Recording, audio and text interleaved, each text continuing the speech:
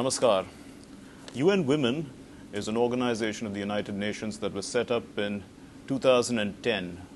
It grouped together the mandate of 4 other UN organizations and deals with the important issues of gender, equality, and women's empowerment. And we're very privileged to have with us the Executive Director of UN Women, Phumzile Mlambo-Ngcuka. Thank you very much, ma'am. Thank you. Was also the Deputy President of South Africa between 2005 and 2008. Ma'am, let's start first with this mandate that you received in 2010 with the grouping together of various other UN bodies that were dealing with women's issues. How much more enhanced now is your mandate? Well, the mandate hasn't changed because right from the beginning it was a very strong mandate to coordinate all of the work within the United Nations that impacts on women, to lead and influence the policy making process or the normative agenda of the United Nations so that we can generate international standards, international law that hopefully gets domesticated by member states. But also to take an active role in facilitating the implementation of programs at country level that responds to the challenges that the member states identify, or we identify, or civil society identify. So it's continued to be like that, and we try to make sure that what the member states agree to do together is disseminated and implemented at country level. How would you view the problem of gender inequality currently? Because, well, I mean, you've said that the mandate has existed for some time, but is it really are you finding gender equality being built up? Because there are lots of crimes being reported, crimes against women reported in the media, and the debates that follow seem to suggest, the patriarchal mindset is not changing very fast. Well, not as fast as we would like it to change. On one hand, a lot of work has been done, especially since the Beijing Plus 20. Countries have passed the right laws to prevent violence against women, to prosecute it, to provide services, but it is not enough. It's not catching up with the demand for these services that we see. In the economy, for instance, the representation of women, from simple things like just women sitting in boards, it is not enough, even though there's more women that are getting educated enough, which is thanks to a lot of the work that has been done by governments in terms of access to girls' education. More women are coming out, but women are not being appointed to positions that are significant enough. So they stay at the bottom of the ladder. Even though there's a higher number of women that are at the workplace, there's not enough women who make it through the ranks of senior positions within the private sector. Certainly not in decision making that can influence the way the economies can even impact in an inclusive way on both men and women. Well, you've raised the issue of underrepresentation of women, and numbers seem to suggest that. But you've also said in one of your recent speeches that by 2030 you hope that, gender equality will be established. Would that mean that, 50% representation for women by 2030? Are we on track? Well, we are not on track right now, and that is why we are here to re-energize. If we do things the way we are doing, if we continue to take a business as usual, and business as usual means that all of the good things that we have done are business as usual, because they have not given us the kinds of results that we want. So in order to reach 2030, having achieved gender parity, we have to change. We have to do business unusual. We cannot say that when women are represented at 30%, that is progress. We can no more celebrate this, because the projections are that if we continue along that direction, it's going to take us 81 years. It can't be paid lip service to. It's far too important and far too dangerous for the future of mankind.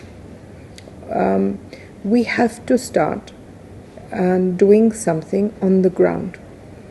The first, all our laws are in place. We have possibly really, really the best laws in Asia. The point is, what happens with these laws? How do you use them?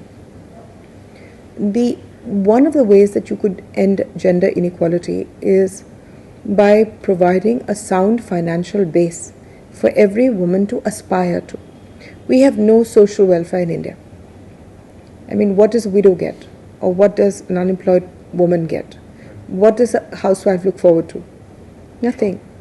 So if we can do skill training, which is part of the Prime Minister's main objectives, if we can do that as with the same zeal as we're doing Swachh Bharat, then yes, you can get to a point where women feel that they can earn on their own. That makes them more equal in their own eyes. Right. They're less likely to put up with inequality then. Secondly, if you can start these one-stop crisis centers and run them efficiently, then women have some place to go should they want to complain. Okay. At the moment, if you're a victim of violence, which is the greatest inequality, you have nowhere to go because you go to a hostile police, an absolutely lame duck judiciary. So what happens? How do you contend with violence on your person? Each country must find something that works for them.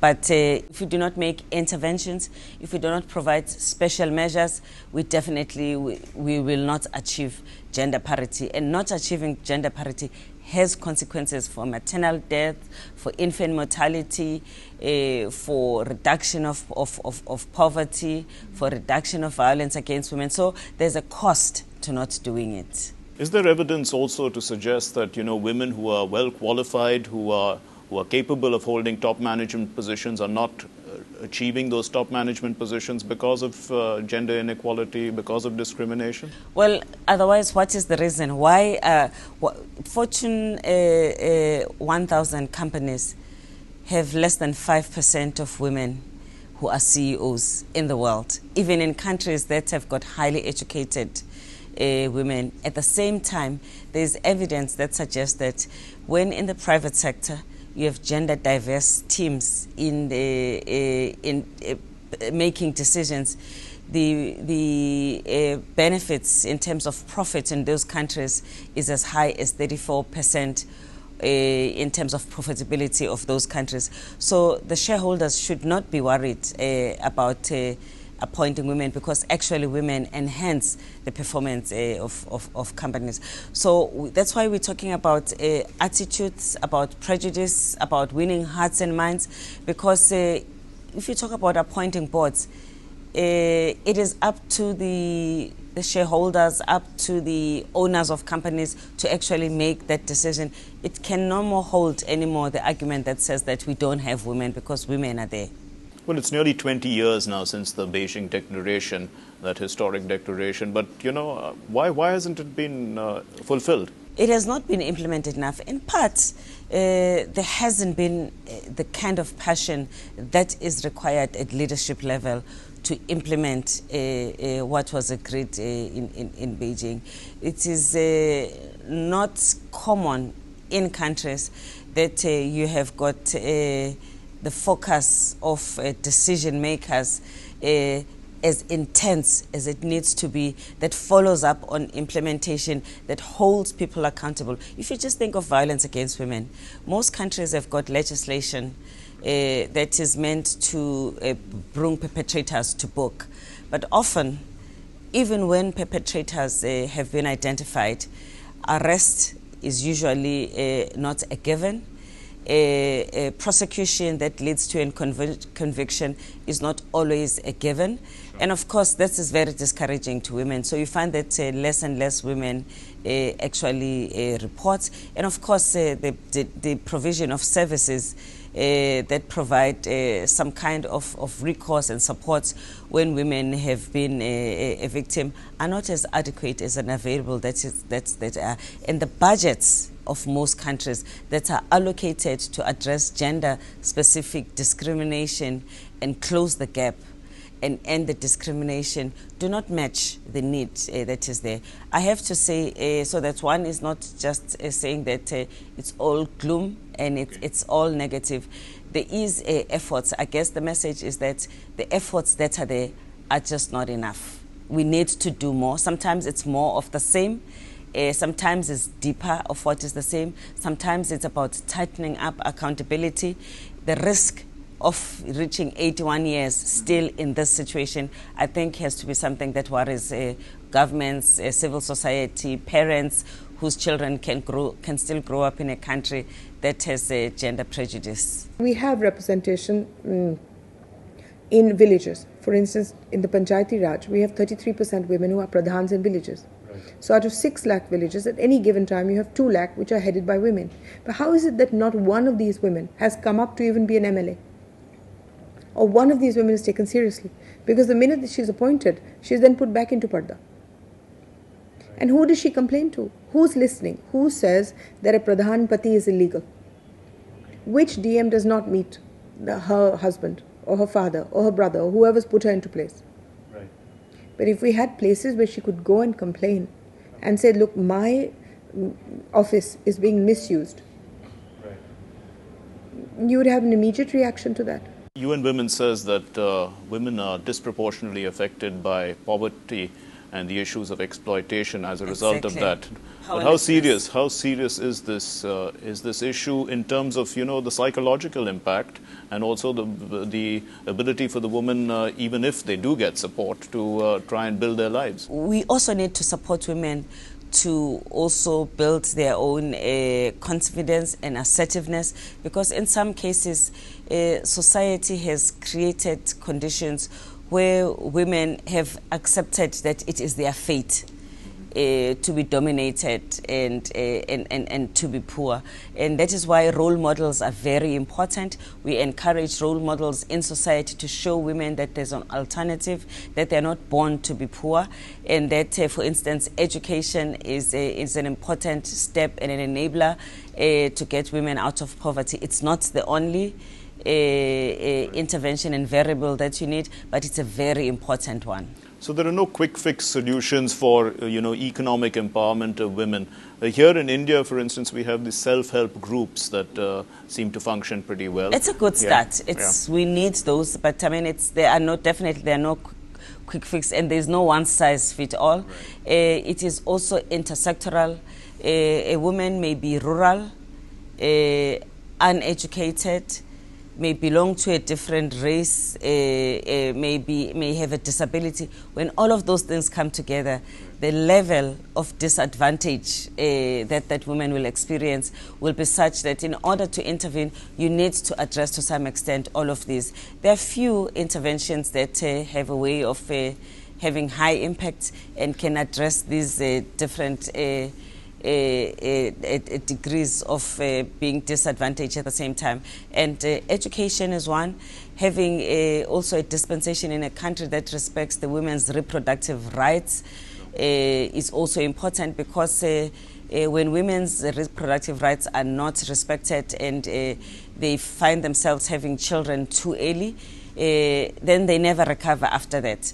Or early child marriages and forced marriages, all of those are practices that set us back. And of course, there's been some external conditions that may be beyond governments, such as climate and disasters. Those also have pushed women back, because recovery after that is usually more difficult, because women are not as resilient where they do not have resources.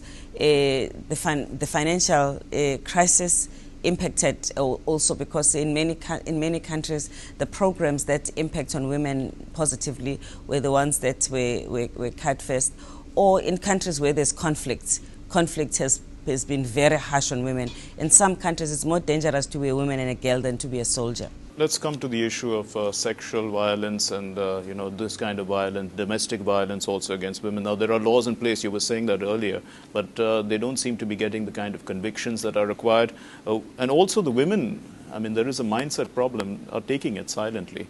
Now, this issue, of course, is a deeper problem, isn't it? And how would one deal with it? I mean, this is the kind of mandate that UN Women has. That is why we are recognizing that you actually need the perpetrators, or the men who may not be perpetrators but may be concerned, to step up.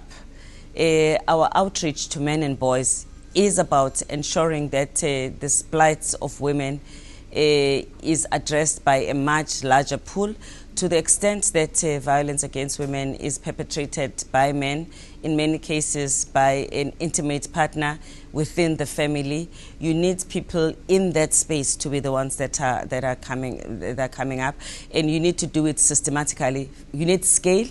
So we've launched a campaign called He for She, and that campaign is about scale. It's about reaching out to as many men as possible to engage with the discussion. But in addition to that, we then have to deepen the discussion to assist them to take the necessary step, to support organizations like Men Engage that are concerned about that, to have the capacity to help the men to transform, so that the plight to address violence against women is not only the responsibility of women's organizations or the women who are affected, but it is a responsibility of society as a whole. And it doesn't necessarily have to be rape. It could be marital abuse.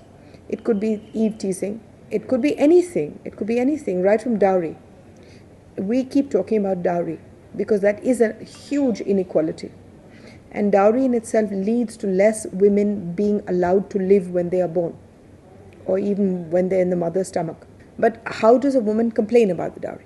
Where should she go? Are you getting much success in the Men Engage program? And you're also getting ambassadors, male ambassadors, to deal with this issue. Yeah, because guys have to speak to guys, speak their own language. Well, it's too early to say, but it is promising. I think that we do have a handful of men and men's organizations that are taking this as their cause to champion. We want to see in the next 5 years how much of a breakthrough we can actually make. We need young people in their numbers to be part of the way forward. We have some systems in India which are matriarchal in nature, where the feeling is that the women are empowered. But actually, you look a little deeper, the woman is left the property actually to stay at home, and she's not quite liberated as a result of that. Yeah, so I think it's not about whether in a country's a society is patriarchal or whether you have a matriarchy. The issue is about people being equal, men and women. It's about ensuring that whether a child has a mother or a father who has both parents, they will have an equal chance in life to be respected. It is about making sure that whether you are born a man or a woman, you will grow up in a society, in a family that will treat you both sexes equally. So sometimes I think that we might end up splitting hairs, trying to make the systems compete. The idea is not to compete, it's to level the playing field so that it is fair for everybody, irrespective of the gender, the sex they are born as. You have to look at Bhutan, for instance, where the women are actually given the herds, the house, the land, and the men come to live with them. Now, a woman went out, one of our ladies went out, and she did a whole film on them. And she said that every time she went into a house and she was sitting with women, and she would say, "What do you do if your husbands are mean to you or if they're abusive?" And they said they couldn't even visualize the concept. They kept saying, What are you saying? And they'd start giggling. And they said, "We just throw them out." Okay, so we want to have a society where our women giggle when you say, if men are mean to you, what will you do? Right? But to reach there, we have to give them financial abilities.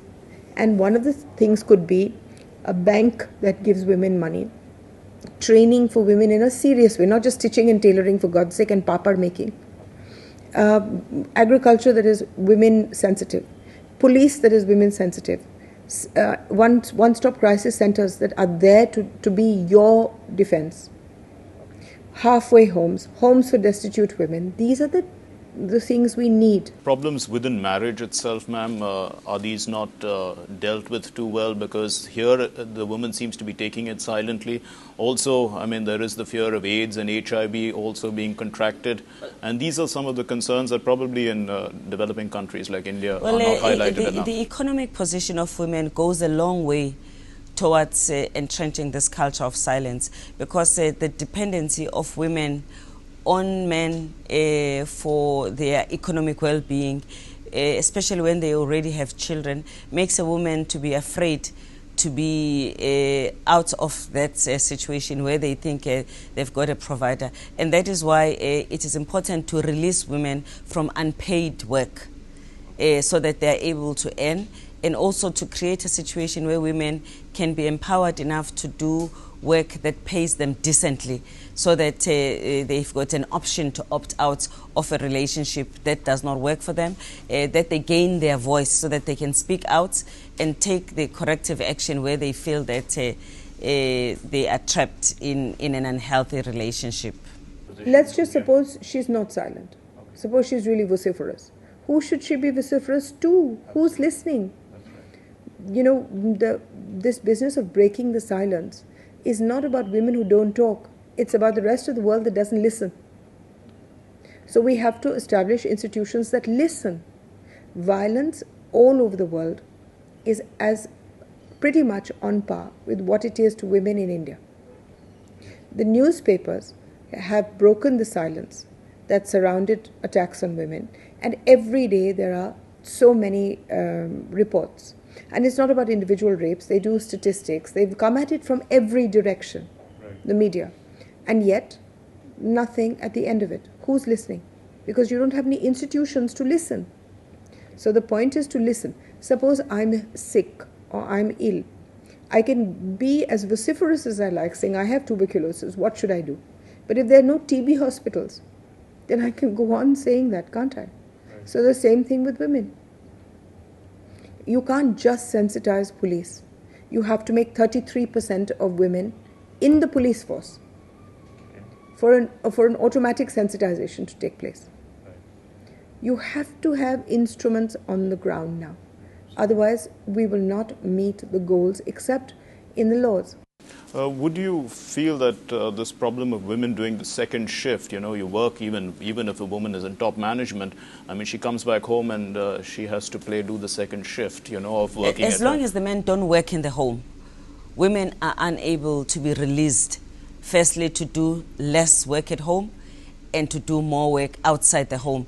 It's going to take men doing more at home for women to do less. And that is why we need to reach out to men and boys, so that we socialize boys from a very, very early age to understand that home care is part of the responsibility of a man, and it doesn't make you weaker as a man if you are a caring person and you do your share at home. Is there a lot of pressure, ma'am, in terms of bringing in, feminist ideas on women who are not, who are quite happy being homemakers? Well, as long as the women are not exploited, we could argue that women are happy. But I do not think that there's a woman who would be happy if she's at home. She's overworked, she's unappreciated, she's unable to develop herself. Most women, like any other human being, want a better life for themselves, want a better life for their children and their family. And in fact, society deserves to have these people contribute to be active participant in making the society better. So we have to create the possibility for women to do that. Ma'am, you have visited two places, the Gujarat ICT model for development, and also you had some safe cities. You also interacted with our leaders.